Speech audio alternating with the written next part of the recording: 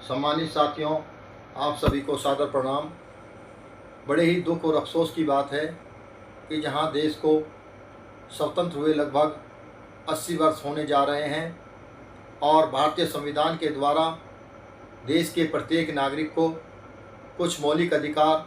और कानूनी अधिकार प्रदत्त किए गए हैं, लेकिन आज भी SC/ST समाज के लोगों के मौलिक अधिकारों पर छींटाकशी होती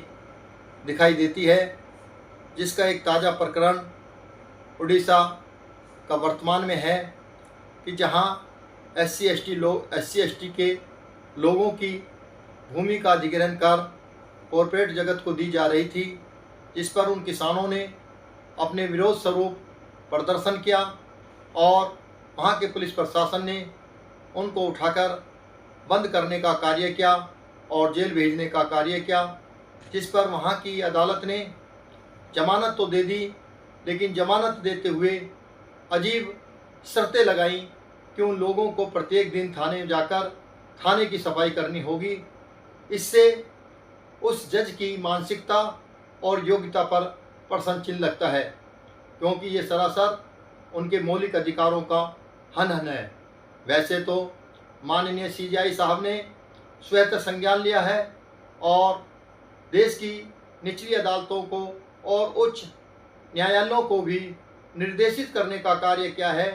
कि इस प्रकार के किसी प्रकार के आदेश पारित ना किए जाएं, जिससे जातीय भेदभाव की संभावना बढ़ती हो। और इस पर माननीय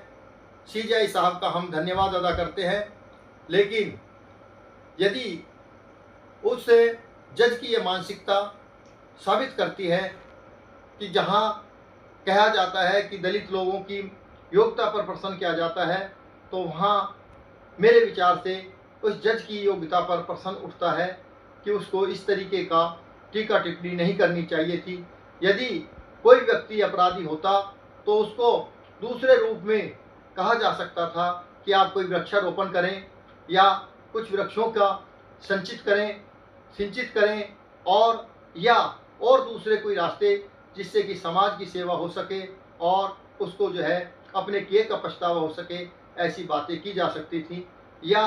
प्रत्येक दिन अगर कोई खूंखार अपराधी होता तो ये है कि आप प्रत्येक दिन जाकर के थाने में अपनी हाजिरी लगाने का कार्य किया जाए, तो ऐसी बात तक तो सीमित था। लेकिन इस तरीके का कि सफाई करी जाए, जाकर के उन लोगों के द्वारा सफाई की जाए, तो यह बहुत निंदनीय है। हम इसकी निंदा करते हैं और उम्मीद और आशा करते हैं कि CJI द्वारा जो निर्देशित किए गए हैं